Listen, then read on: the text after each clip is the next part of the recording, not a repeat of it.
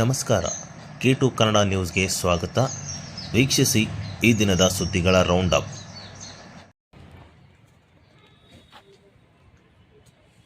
ರಾಜ್ಯದಲ್ಲಿ ಎಲ್ಲಾ ನಗರಸಭೆ ಪಾಲಿಕೆ ಸೇರಿದಂತೆ ಸ್ಥಳೀಯ ಸಂಸ್ಥೆಗಳಲ್ಲಿ ಸವಾಲುಗಳು ಸಮಸ್ಯೆಗಳಿರುತ್ತವೆ. ರಾಯಚೂರು ನಗರಸಭೆ ಇತ್ತೀಚೆಗೆ ಮಹಾನಗರ ಪಾಲಿಕೆಯಾಗಿ ಮೇಲ್ದರ್ಜೆಗೇರಿಸಲಾಗಿದ್ದು, ನಗರದಲ್ಲಿರುವ ಹಲವು ಸವಾಲುಗಳನ್ನು ಪರಿಹರಿಸಲು ಮುಂದಿನ ದಿನಗಳಲ್ಲಿ ಅಧಿಕಾರಿಗಳು ಸಿಬ್ಬಂದಿಗಳೊಂದಿಗೆ ಸಭೆ ನಡೆಸಿ ಚರ್ಚಿಸಿ ಯೋಜನಾ ಪೂರಕವಾಗಿ ಕ್ರಮ ಕೈಗೊಳ್ಳಲಾಗುವುದು ಎಂದು ಮಹಾನಗರ ಪಾಲಿಕೆ ಆಯುಕ್ತ ಜುಬೇನ್ ಮೊಹಪತ್ರ ಹೇಳಿದರು. ಅವರಿಂದು ನಗರದ ಜಿಲ್ಲಾಧಿಕಾರಿ ಕಚೇರಿಯಲ್ಲಿ ಭೇಟಿಯಾದ ಸುದ್ದಿಗಾರರೊಂದಿಗೆ ಮಾತನಾಡಿ, ಸ್ಥಳೀಯವಾಗಿ ಅನೇಕ ಸಮಸ್ಯೆಗಳಿರುವ ಬಗ್ಗೆ ಮಾಹಿತಿ ಇದೆ. ಸಮಸ್ಯೆಗಳೇ ಇಲ್ಲದಿದ್ದರೆ ಪಾಲಿಕೆಗೆ ಕೆಲಸವೇ ಇರುವುದಿಲ್ಲ. ಆದ್ದರಿಂದ ನಗರದಲ್ಲಿರುವ ಬೀದಿ ದೀಪ, ರಸ್ತೆ ಚರಂಡಿ ಸ್ವಚ್ಛತೆ, ಕುಡಿಯುವ ನೀರು, ಪಾಲಿಕೆ ತೆರಿಗೆ ವಸೂಲು ಸೇರಿದಂತೆ ಇತರೆ ಮೂಲಭೂತ ಸೌಲಭ್ಯಗಳ ಕೊರತೆ ಅಥವಾ ಸಮಸ್ಯೆಗಳನ್ನು ಬಗೆಹರಿಸಲಾಗುವುದು ಎಂದರು. ಈಗಾಗಲೇ ಇಲಾಖೆಯ ಮೇಲಾಧಿಕಾರಿಗಳೊಂದಿಗೆ ನಗರದಲ್ಲಿ ಕೈಗೊಳ್ಳಬೇಕಾದ ಸಮಸ್ಯೆಗಳ ಬಗ್ಗೆ ಚರ್ಚಿಸಲಾಗಿದ್ದು, ಜಿಲ್ಲಾಧಿಕಾರಿಗಳನ್ನು ಭೇಟಿ ಮಾಡಿ ನಂತರ ಅವರಿಂದ ಸೂಕ್ತ ಸಲಹೆಗಳನ್ನು ಪಡೆದು ಜನರಿಗೆ ಸಮರ್ಪಕವಾಗಿ ಮೂಲಭೂತ ಸೌಲಭ್ಯಗಳು ಸಿಗುವಂತೆ ನೋಡಿಕೊಳ್ಳಲಾಗುವುದು ಎಂದು ತಿಳಿಸಿದರು. ಸಮಸ್ಯೆಗಳು ಪರಿಹಾರ ಆಗಿದಲ್ಲಿ ಮುನ್ಸಿಪಾಲಿಟಿ ಹತ್ರ ಕೆಲಸ ಇರೋದಿಲ್ಲ. ಸೊ ಇಲ್ಲಿ ಕೂಡ ಐ ಆಮ್ ಶ್ಯೂರ್ ಇದರದ್ದು ನಮ್ಮ ರಾಯಚೂರು ಸಿಟಿದಲ್ಲಿ ಕೂಡ ಕೆಲವು ಸಮಸ್ಯೆಗಳು, ತೊಂದರೆಗಳು, ಸವಾಲು ತಾವು ಹೇಳಿದಂಗೆ ಬೇರೆ ಬೇರೆ ವಿಚಾರ ಮುನ್ಸಿಪಾಲಿಟಿ ವತಿಯಿಂದ ನಾವೇ ಯಾವಾಗಲೇ ತುಂಬ ಸೇವೆಗಳು ನೀಡುವಂಥ ವಿಚಾರ ಇದು ಮುನ್ಸಿಪಾಲಿಟಿ.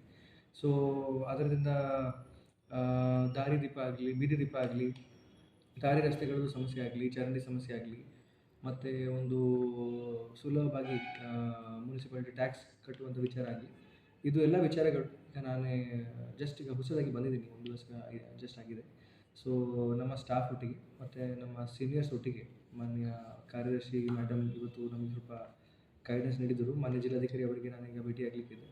ಸೊ ಅವರು ನಮ್ಮ ಸೀನಿಯರ್ಗಳಿಗೆ ಅವರಿಗೆ ವಿಚಾರಿಸಿ ಅವರ ಮಾರ್ಗದರ್ಶನದಲ್ಲಿ ಮತ್ತು ನಮ್ಮ ತಂಡ ಒಟ್ಟಿಗೆ ನಾವೇ ಕೆಲಸ ಮಾಡಿಕೊಂಡು ಇದು ಎಲ್ಲ ಸಮಸ್ಯೆಗಳದ್ದು ಒಂದು ಯೋಜನೆ ಪೂರ್ವಕವಾಗಿ ಪರಿಹಾರವನ್ನು ಮಾಡಲಿಕ್ಕೆ ಖಂಡಿತ ಕೂಡಲೇ ಪ್ರಯತ್ನವನ್ನು ಮಾಡಲಿಕ್ಕೆ ಶುರು ಮಾಡ್ತೀವಿ.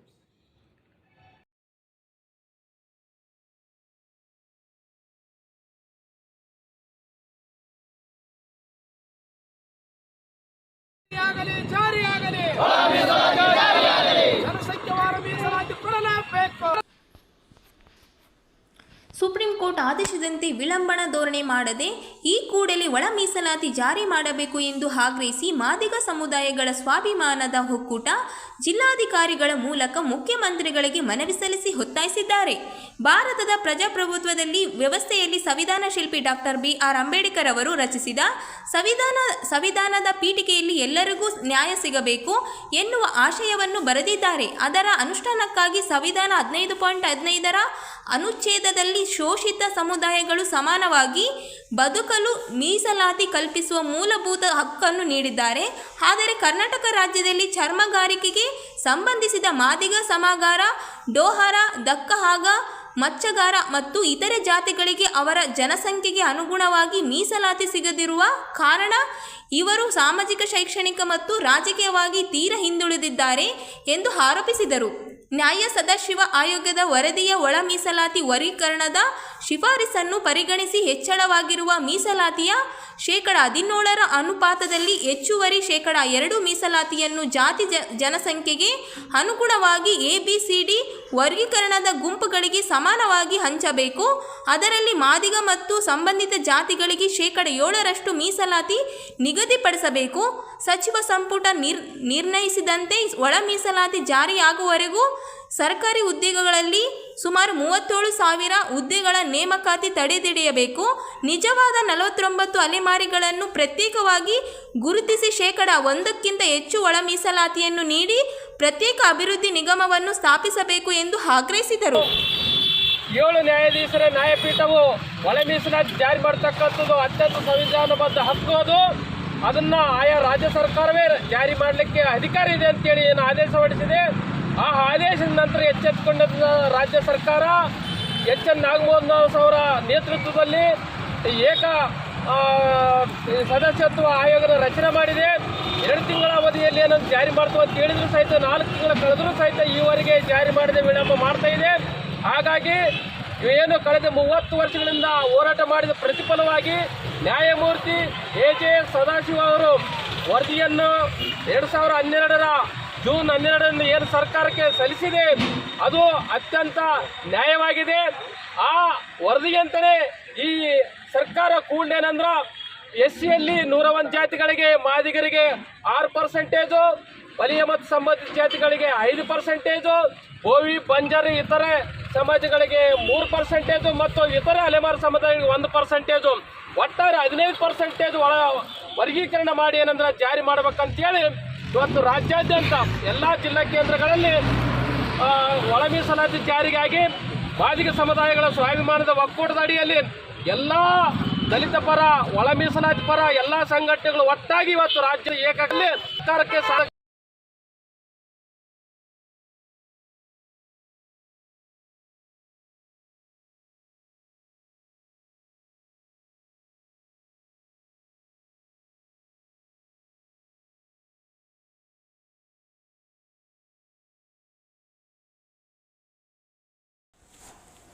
ಯಾವ ಧರ್ಮದಲ್ಲಿ ದೇವರ ಧ್ಯಾನ ಮಾಡಿದರೆ ಬಡತನ ನೀಗುತ್ತದೆ ಎಂದು ನಮೂದಾಗಿದೆ ಎಂದು ಮಂತ್ರಾಲಯ ಮಠದ ಪೀಠಾಧಿಪತಿಗಳಾದ ಶ್ರೀ ಸುಬುಧೇಂದ್ರ ತೀರ್ಥರು ಪ್ರಶ್ನೆ ಮಾಡಿದರು. ಉತ್ತರ ಪ್ರದೇಶದ ಪ್ರಯಾಗರಾಜ್ಯದಲ್ಲಿ ತ್ರಿವೇಣಿ ಸಂಗಮ ಕುಂಭಮೇಳದಲ್ಲಿ ಮಿಂದೇಳುವುದರಿಂದ ಹಸಿವು ನೀಗುತ್ತದೆಯೇ ಎಂಬ ಕಾಂಗ್ರೆಸ್ ರಾಷ್ಟ್ರಾಧ್ಯಕ್ಷರಾದ ಮಲ್ಲಿಕಾರ್ಜುನ ಖರ್ಗೆ ಅವರು ಟೀಕೆಯ ಮೇಲೆ ರಾಯಚೂರಲ್ಲಿ ಪುರಂದರದಾಸರ ಪುಣ್ಯತಿಥಿ ಕಾರ್ಯಕ್ರಮದ ಸಂದರ್ಭದಲ್ಲಿ ಮಾತನಾಡಿದ ಅವರು, ಯಾವ ಧರ್ಮದಲ್ಲೂ ಬಡತನ ನಿವಾರಣೆಗೆ ಪೂಜೆ, ಪ್ರಾರ್ಥನೆ, ಸುವಾರ್ತೆ, ಕೂಟಗಳಲ್ಲಿ ಪರಿಹಾರವಿಲ್ಲ. ಕುಂಭಮೇಳ ಭಾರತೀಯರ ಶ್ರದ್ಧಾ ಉತ್ಸವವಾಗಿದೆ. ಕುಂಭಮೇಳದ ಸ್ನಾನ, ಸೂರ್ಯ ನಮಸ್ಕಾರದಿಂದ ಒಳ್ಳೆಯದಾಗುವ ಬಲವಾದ ನಂಬಿಕೆ ಇದೆ. ಅದನ್ನು ಘಾಸಿಗೊಳಿಸುವ ಶ್ರದ್ಧಾ ಭಕ್ತಿಗೆ ಆತಂಕ ತರುವ ಕೆಲಸ ಯಾರೂ ಮಾಡಬಾರದೆಂದು ಹಿತವಚನ ನುಡಿದರು. ಇವತ್ತು ಮೌನ ಅಮಾವಾಸ್ಯೆ ನಿಮಿತ್ತ ಪ್ರಯಾಗರಾಜ್ಯದಲ್ಲಿ ದೊಡ್ಡ ಸಂಖ್ಯೆಯಲ್ಲಿ ಜನ ಸೇರಿದ್ದು ಕಾಲು ತುಳಿತವಾಗಿದೆ. ಇದು ಆಗಬಾರದಿತ್ತು. ಉತ್ತರ ಪ್ರದೇಶ ಸರ್ಕಾರ ಭದ್ರತೆಯ ಎಲ್ಲ ಕ್ರಮ ಕೈಗೊಂಡಿದೆ. ಆದರೂ ಹೀಗಾಗಿದ್ದು ಬೇಸರ, ನೋವು ತಂದಿದೆ. ಗಾಯಾಳುಗಳು ಬೇಗ ಚೇತರಿಕೆ ಕಾಣಲಿ ಎಂದು ಶುಭ ಕೋರಿದರು. ಅದನ್ನು ನಾವು ಪಾಟಿಸಬೇಕು. ಜೊತೆಯಲ್ಲಿ ಅಲ್ಲಿರುವಂತಹ ನೀತಿ ನಿಯಮಗಳನ್ನು ನಾವು ಅದಕ್ಕೆ ಬೆಲೆ ಕೊಡಬೇಕು. ಅದನ್ನು ಅನುಸರಿಸಿದರೆ ಈ ತರಹದ ಅಪಘಾತಗಳು ಅನ್ನೋದು ಯಾವ ಕ್ಷೇತ್ರದಲ್ಲಿ ಆಗಲಿ ಸಂಭವಿಸೋದಿಲ್ಲ. ಇನ್ನು ಈ ಸಂದರ್ಭದಲ್ಲಿ ಅಲ್ಲಿ ನಡೆದಂತಹ ಕಾಲ್ತುಳಿತಕ್ಕೆ ಸಾವನ್ನಪ್ಪಿದಂತಹ ಎಲ್ಲ ಆಸ್ತಿಕ ಜನತೆಯ ಅವರಿಗೆ ಸದ್ಗತಿಯಾಗಲಿಂದ ನಾವು ದೇವರಲ್ಲಿ ಮುಖ್ಯವಾಗಿ ಪ್ರಾರ್ಥಿಸ್ತೇವೆ. ಅವರ ಕುಟುಂಬದವರಿಗೆಲ್ಲ ಶಾಂತಿ ಮತ್ತು ಧೈರ್ಯವನ್ನು ಭಗವಂತ ನೀಡಲಿ ಅಂತ ಇದನ್ನು ಸಮಗ್ರವಾಗಿ ತನಿಖೆ ನಡೆಸಿ ಯಾವ ವಿಫಲತೆಯಿಂದ ಈ ತರಹದ ಕಾಲ್ತುಳಿತದ ಒಂದು ಘಟನೆ ಆಗಿದೆ ಎಂಬುದನ್ನು ಸರ್ಕಾರ ಸೂಕ್ತವಾಗಿ ಅದನ್ನು ತನಿಖೆ ನಡೆಸಿ ಅದಕ್ಕೆ ಪರಿಹಾರ ಮತ್ತು ಜೊತೆಯಲ್ಲಿ ಇನ್ನೂ ಏನು ಜನವರಿ ಫೆಬ್ರವರಿ ಮಧ್ಯದ ತನಕ ಈ ಯಾವ ಪ್ರಯಾಗರಾಜ್ಯದಲ್ಲಿ ಸ್ನಾನದ ಸಂದರ್ಭ ಮಹಾಕುಂಭಮೇಳ ನಡೀತಾ ಇದೆ. ಇನ್ನು ಮುಂದಿನ ಕಾರ್ಯಕ್ರಮಕ್ಕಾದರೂ ನಾವು ಇನ್ನೂ ಹೆಚ್ಚಿನ ಜನತೆಯೂ ಜಾಗೃತೆಯನ್ನು ವಹಿಸಬೇಕು, ಸರ್ಕಾರವೂ ಜಾಗೃತೆಯನ್ನು ವಹಿಸಬೇಕು ಅಂತ ನಾವು ಕೋರ್ತಾ ಇದ್ದೀವಿ. ಇದು ಧಾರ್ಮಿಕ ಶ್ರದ್ಧೆಯ ಒಂದು ವಿಚಾರವಾಗಿದೆ. ಯಾವುದೇ ಬೇರೆ ಬೇರೆ ಜನಗಳು ಇದನ್ನು ಟೀಕಿಸುವಂತಹ ಉದ್ದೇಶವಾಗಬಾರ್ದು. ಗಂಗಾ ಸ್ನಾನದಿಂದ ಬಡತನ ನೀಗತ್ತೆ, ಆದ ಕಾರಣ ಗಂಗಾ ಸ್ನಾನ ಮಾಡಬೇಕು ಅಂತ ಯಾರೂ ಹೇಳಲಿಲ್ಲ. ಗಂಗಾ ಸ್ನಾನ ಅನ್ನುವಂಥದ್ದು ಒಂದು ಭಾವನೆಗೆ ಒಳಪಟ್ಟಂತಹದ್ದು. ನಮ್ಮ ಪವಿತ್ರತೆಗೆ ಅದು ಕಾರಣವಾಗತ್ತೆ, ನಮ್ಮ ಪಾಪಗಳು ಪರಿಹಾರವಾಗತ್ತೆ, ಅದರ ಜೊತೆಯಲ್ಲಿ ದೇಹ ಮನಸ್ಸಿನ ಶುದ್ಧಿ ಆಗತ್ತೆ ಅಂತ ಹೇಳಿದ್ದಾರೆ. ಈಗ ಗಂಗಾ ಸ್ನಾನ ಮಾಡಿದರೆ ಸಾಲ ಪರಿಹಾರವಾಗೋದಿಲ್ಲ ಅಂತ ಅನ್ನೋದಾದರೆ ಏನು ಮಾಡಿದರೆ ಸಾಲ ಪರಿಹಾರ ಆಗತ್ತೆ? ಯಾರು ಇದನ್ನು ಟೀಕಿಸುವ ಉದ್ದೇಶದಿಂದ ನಮ್ಮ ಸನಾತನ ಹಿಂದೂ ಧರ್ಮದ ಒಂದು ಟೀಕೆಯೇ ಪ್ರಧಾನವಾಗಿ ಯಾರೂ ಕೂಡ ಇಟ್ಕೊಳ್ಬಾರ್ದು, ಯಾವ ರಾಜಕೀಯ ಪಕ್ಷಗಳು ಕೂಡ. ಇದು ಶ್ರದ್ಧಾ ಕೇಂದ್ರ. ಹಾಗಾದರೆ ಒಂದು ಬೇರೆಯವರು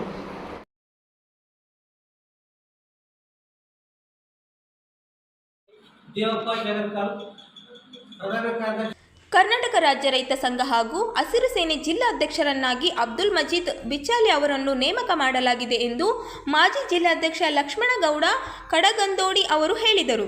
ಅವರಿಂದು ನಗರದ ಸುದ್ದಿಗಾರರೊಂದಿಗೆ ಮಾತನಾಡುತ್ತಾ 2007ರಿಂದ ಕರ್ನಾಟಕ ರಾಜ್ಯ ರೈತ ಸಂಘ ಹಾಗೂ ಹಸಿರು ಸೇನೆ ಜಿಲ್ಲಾಧ್ಯಕ್ಷರನ್ನಾಗಿ ಸೇವೆ ಸಲ್ಲಿಸಲಾಗಿದೆ. ಕಳೆದ 3 ತಿಂಗಳಿಂದ ತೀವ್ರ ಅನಾರೋಗ್ಯದಿಂದ ಬಳಲುತ್ತಿರುವ ಕಾರಣ ಜಿಲ್ಲಾಧ್ಯಕ್ಷ ಸ್ಥಾನಕ್ಕೆ ರಾಜೀನಾಮೆ ನೀಡಲಾಗಿದೆ. ಯಾವುದೇ ಕಾರ್ಯಕ್ರಮ ಅಥವಾ ಹೋರಾಟದಲ್ಲಿ ಭಾಗವಹಿಸಲು ಸಾಧ್ಯವಾಗುತ್ತಿಲ್ಲ. ಆದ್ದರಿಂದ ತನ್ನ ಸ್ಥಾನಕ್ಕೆ ಅಬ್ದುಲ್ ಮಜೀದ್ ಅವರನ್ನು ನಿಯುಕ್ತಿಗೊಳಿಸಿ ಆದೇಶಿಸಲಾಗಿದೆ ಎಂದರು. ನಂತರ ನೂತನ ಜಿಲ್ಲಾಧ್ಯಕ್ಷ ಅಬ್ದುಲ್ ಮಜೀದ್ ಅವರು ಮಾತನಾಡಿ, ನನಗೆ ವಹಿಸಿದ ಜಿಲ್ಲಾಧ್ಯಕ್ಷ ಸ್ಥಾನವನ್ನು ಅತ್ಯಂತ ಅಚ್ಚುಕಟ್ಟಾಗಿ ನಿಭಾಯಿಸಿ ಮತ್ತು ರೈತರ ಪರ ಹೋರಾಟದಲ್ಲಿ ಸಕ್ರಿಯವಾಗಿ ಪಾಲ್ಗೊಳ್ಳುವ ಮೂಲಕ ಅನ್ಯಾಯ ವಿರುದ್ಧ ಧ್ವನಿ ಹೋರಾಟ ನಡೆಸಲಾಗುವುದು ಎಂದು ಹೇಳಿದರು. ಪ್ರಪಂಚದಲ್ಲೇ ಆದ ಕಾರಣ ಇವತ್ತು ತಮ್ಮಿಂದಲೇ ಎಲ್ಲ ಬೆಳಕಾಗ್ತದೆ ಅಂತ ನಾನು ಹೇಳಿ ನನ್ನ 2 ಮಾತುಗಳನ್ನು ಮುಗಿಸ್ತೀನಿ. ಒಂದು ಜಿಲ್ಲಾಧ್ಯಕ್ಷರಾಗಿ ನನ್ನನ್ನು ಕರ್ನಾಟಕ ರಾಜ್ಯ ರೈತ ಸಂಘ ಮತ್ತು ಹಸಿರು ಸೇನೆ ಸಾಮೂಹಿಕ ನಾಯಕತ್ವದಲ್ಲಿ ಇವತ್ತು ನನ್ನನ್ನು ಆಯ್ಕೆ ಮಾಡಿದ್ದಾರೆ. ನಾನು ಇವತ್ತಿನಿಂದ ನಮ್ಮ ಹಿರಿಯರಾದಂತಹ ಲಕ್ಷ್ಮಣಗೌಡರ ಏನು ಈಗ ಗೌರವಾಧ್ಯಕ್ಷರು ಮಾಡಿದ್ದೇವೆ, ಅವರ ನೇತೃತ್ವದಲ್ಲಿ ಅವರ ಒಂದು ಮಾರ್ಗದರ್ಶನದಲ್ಲಿ ನಾವು ಸಂಘಟನೆಯನ್ನು ಹೋರಾಟ ಹಮ್ಮಿಕೊಳ್ತೀವಿ ಅಂತ ಹೇಳಿ, ಮತ್ತು ಮುಂದಿನ ದಿನಗಳಲ್ಲಿ ಯಾವುದೇ ರೈತ ವಿರೋಧಿ ಏನು ಚಟುವಟಿಕೆಗಳನ್ನು ಬಂದಾಗ ನಾವು ಭದ್ರವಾಗಿ ಅದಕ್ಕೆ ಹೋರಾಟ ಮಾಡ್ತೀವಿ ಅಂತ ಹೇಳಿ ನಾನು ತಮ್ಮೆಲ್ಲರಲ್ಲಿ ವಿನಂತಿಸಿಕೊಳ್ತೇನೆ.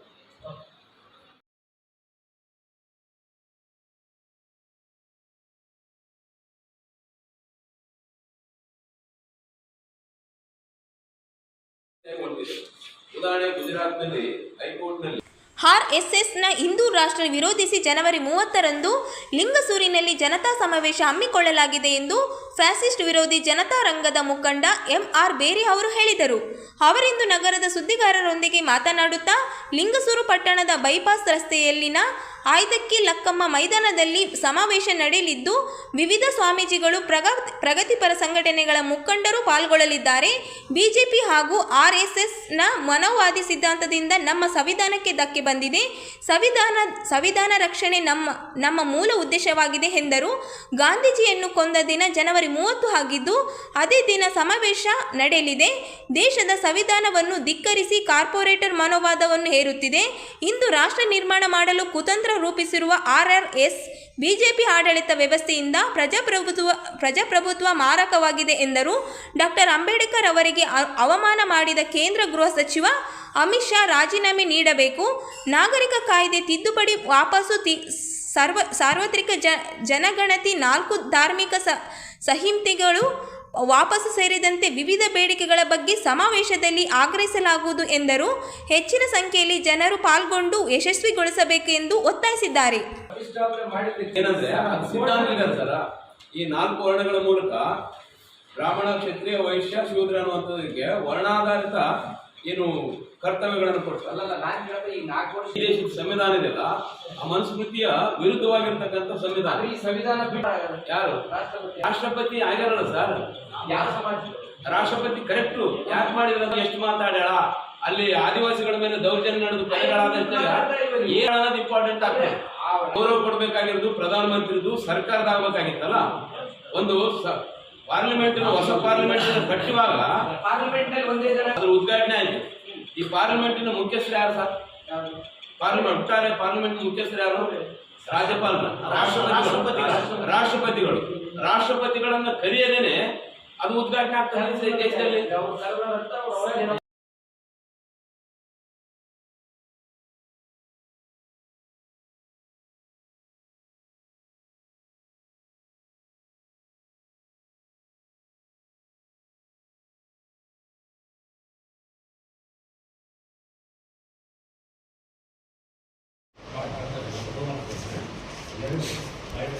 ಅಟ್ರಾಸಿಟಿ ಅಡಿಯಲ್ಲಿ 10 ಜನ ವಿರುದ್ಧ ಪ್ರಕರಣ ದಾಖಲಿಸಿ ನ್ಯಾಯಾಂಗ ಬಂಧನಕ್ಕೆ ಆದೇಶ ಇದ್ದರೂ ಕರ್ತವ್ಯ ಲೋಪವೆಸಗಿದ ಇಡಪನೂರು ಪೊಲೀಸ್ ಆಡಳಿತ ವೈಫಲ್ಯ ವಿರುದ್ಧ ಹೋರಾಟ ತೀವ್ರಗೊಳಿಸಬೇಕಾಗುತ್ತದೆ ಎಂದು ವಕೀಲ ಶಿವಕುಮಾರ ಮ್ಯಾಗಳಮನಿ ಅವರು ಹೇಳಿದರು. ಅವರಿಂದು ನಗರದ ಸುದ್ದಿಗಾರರೊಂದಿಗೆ ಮಾತನಾಡುತ್ತಾ ತಾಲೂಕಿನ ಇಡಪನೂರು ಪೊಲೀಸ್ ಠಾಣೆಯ ವ್ಯಾಪ್ತಿಯ ಜಂಬಲ್ದಿನ್ನಿ ಗ್ರಾಮದ ಜಯಪಾಲ ವಕೀಲರ ಮೇಲೆ ಜುಲೈ ತಿಂಗಳಲ್ಲಿ ಅದೇ ಗ್ರಾಮದ ಮೇಲ್ವರ್ಗದ ಜನರಿಂದ ಮಾರಣಂತ ಹಲ್ಲೆ ಮತ್ತು ಜಾತಿ ನಿಂದನೆ ಮಾಡಿದರು. ಈ ಪ್ರಕರಣಕ್ಕೆ ಸಂಬಂಧಿಸಿದ ಇಡಪನೂರು ಪೊಲೀಸ್ ಠಾಣೆಯಲ್ಲಿ ಆರೋಪಿಗಳ ವಿರುದ್ಧ ದೂರು ಸಲ್ಲಿಸಿದರು. ಪೊಲೀಸರು ಪ್ರಕರಣ ದಾಖಲಿಸಲು ಹಿಂದೇಟು ಹಾಕಿರುವ ಹಿನ್ನೆಲೆ ನ್ಯಾಯಾಲಯ ಮೊರೆ ಹೋಗಿ ಖಾಸಗಿ ದೂರು ನೀಡಲಾಯಿತು. 6 ತಿಂಗಳ ಅವಧಿಯಲ್ಲಿ ವಿಚಾರಣೆ ನಡೆಸಿ ಘಟನೆ ಕುರಿತು ದೂರು ದಾಖಲಿಸುವಂತೆ ಇಡಪನೂರು ಪೊಲೀಸ್ ಠಾಣೆಗೆ ನ್ಯಾಯಾಲಯ ನಿರ್ದೇಶನ ನೀಡಿದೆ. ನ್ಯಾಯಾಲಯ ಆದೇಶ ಮೇರೆಗೆ ಅಟ್ರಾಸಿಟಿ ಅಡಿಯಲ್ಲಿ ಜನವರಿ 21, 2025ರಂದು 10 ಜನ ಆರೋಪಿಗಳ ವಿರುದ್ಧ ಪ್ರಕರಣ ದಾಖಲಿಸಲಾಯಿತು. ಆದರೆ ಇದುವರೆಗೂ ಒಬ್ಬ ಆರೋಪಿಗಳನ್ನು ಪೊಲೀಸರು ಬಂಧಿಸಿಲ್ಲ ಎಂದು ದೂರಿದರು. ಅಟ್ರಾಸಿಟಿ ಅಡಿಯಲ್ಲಿ ಪ್ರಕರಣ ದಾಖಲಾದ 24 ಗಂಟೆಗೆ ಒಳಗಡೆ ಬಂಧನ ಮಾಡಬೇಕು ಎಂದು ಹೇಳಿದರು. ದಿನಾಂಕ 17/7/2024ರಂದು ಬೆಳಗಿನ ಜಾವ 8:30ರಿಂದ 9 ಗಂಟೆಗೆ ನನ್ನ ಹೊಲದಲ್ಲಿ ಮೇಲ್ಜಾತಿ ಜನಾಂಗ ಅಥವಾ ಸಮುದಾಯದವರು ನನ್ನ ಮೇಲೆ ಅಟ್ಯಾಕ್ ಮಾಡ್ತಾರೆ. ಅದೇ ದಿನ ನಾನು ಸಂಬಂಧಪಟ್ಟಿರುವಂಥ ಪೊಲೀಸ್ ಠಾಣೆಗೆ ತೆರಳಿ ಅಲ್ಲಿ ಲಿಖಿತವಾಗಿ ದೂರು ಸಲ್ಲಿಸಿರುತ್ತೇನೆ. ಅಲ್ಲಿ ದೂರು ತೆಗೆದುಕೊಳ್ಳುವುದಿಲ್ಲ ಮತ್ತು ರಿಸೀವ್ಡ್ ಕೂಡ ಕೊಡುವುದಿಲ್ಲ ನನಗೆ. ಅಲ್ಲಿಂದ ಸರ್ಕಲ್ ಆಫೀಸ್ಗೆ ನಾನು ಭೇಟಿ ನೀಡಿದ್ದೇನೆ. ಅವರು ಕೂಡ ಡೈರೆಕ್ಷನ್ ಮಾಡಿದ್ರು ಕೂಡ ಅದು ಕಾಲಹರಣ ಆಯಿತು. ಅದಾದಮೇಲೆ ಮಾನ್ಯ ರಾಯಚೂರು SP ಅವರಿಗೂ ಮತ್ತು ಅಡಿಷನಲ್ SP ಅವರಿಗೂ ಮತ್ತು DSP ಅವರಿಗೂ ಕೂಡ ಲಿಖಿತ ದೂರನ್ನು ನಾನು ಸಲ್ಲಿಸಿರುತ್ತೇನೆ. ಆ ಲಿಖಿತ ದೂರದ್ದು ಕೂಡ ಕೊಟ್ಟಾದ ಮೇಲೂ ಕೂಡ ಯಾವುದೇ ಆ್ಯಕ್ಷನ್ ಆಗಲಿಲ್ಲ. ಬದಲಾಗಿ ನಾನು ಮಾನ್ಯ ನ್ಯಾಯಾಲಯದಲ್ಲಿ ಖಾಸಗಿ ದೂರನ್ನು ದಾಖಲಿಸಿ ಖಾಸಗಿ ದೂರದ ಮುಖಾಂತರ ಸಂಬಂಧಪಟ್ಟಿರುವಂಥ ಮಾನ್ಯ DYSP ಅವರಿಗೆ ಡೈರೆಕ್ಷನ್ ಮಾನ್ಯ ನ್ಯಾಯಾಲಯವು ನೀಡಿತು. ಆ ಡೈರೆಕ್ಷನದ ಮೇರೆಗೆ ದಿನಾಂಕ 21/1/2025ರಂದು FIR ದಾಖಲಾಗುತ್ತದೆ ಇಡಪನೂರು ಪೊಲೀಸ್ ಠಾಣೆಯಲ್ಲಿ. ಇಡಪನೂರು ಪೊಲೀಸ್ ಠಾಣೆಯಲ್ಲಿ ಆದಮೇಲೆ 23ನೇ ತಾರೀಕು ನಮ್ಮ ವಕೀಲರ ನಿಯೋಗದಿಂದ ಮಾನ್ಯ DYSP ಆಫೀಸ್ಗೆ ಮತ್ತು ಅಡಿಷನಲ್ SP ಆಫೀಸ್ ಖುದ್ದಾಗಿ ತೆರಳಿ ಇದ್ದ ವಿಚಾರವನ್ನು ಆರೋಪಿಗಳನ್ನು ಬಂಧಿಸಬೇಕಂತೇಳಿ ಮನವಿ ಮಾಡಿಕೊಂಡೆವು ಮತ್ತು ಅದರ ಪ್ರಕಾರ ದೂರು ಕೂಡ ಕೊಟ್ಟಿದ್ದೇವೆ. ಅವರು ಪಂಚನಾಮ ರಿಪೋರ್ಟ್ ಆದಮೇಲೆ ಖಂಡಿತವಾಗ್ಲೂ ನಾವು ಆರೋಪಿಗಳನ್ನು ಬಂಧಿಸ್ತೀವಿ ಅಂತೇಳಿ ಮಾತು ಕೊಟ್ಟಿದ್ದರು ಮತ್ತು ಭರವಸೆ ಕೊಟ್ಟಿದ್ದರು. ಆ ಭರವಸೆ ಕೊಟ್ಟಾದ ಮೇಲೆ ನಾವು ಪಂಚನಾಮ ಪ್ರಕ್ರಿಯೆಗಳೆಲ್ಲವೂ ಕೂಡ ಆಯಿತು.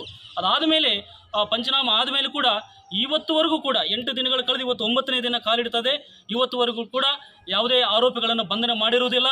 ಬದಲಾಗಿ ಇದು ನಂದು ಹೊಸ ಪ್ರಕರಣವೇನಲ್ಲ. ಇದೇ ಆರೋಪಿಗಳ ಮೇಲೆ ಸೇಮ್ ಆರೋಪಿಗಳ ಮೇಲೆ 4 FIRಗಳಿದ್ದಾವೆ ಸೇಮ್ ಅಟ್ರಾಸಿಟಿ ಕೇಸ್ಗಳಲ್ಲಿ. ಆ 4 FIRಗಳಲ್ಲಿ ಕೂಡ ಯಾವುದೇ ಪ್ರಕರಣಗಳಲ್ಲಿ ಈ ಆರೋಪಿಗಳನ್ನು ಬಂಧಿಸಿರುವುದಿಲ್ಲ.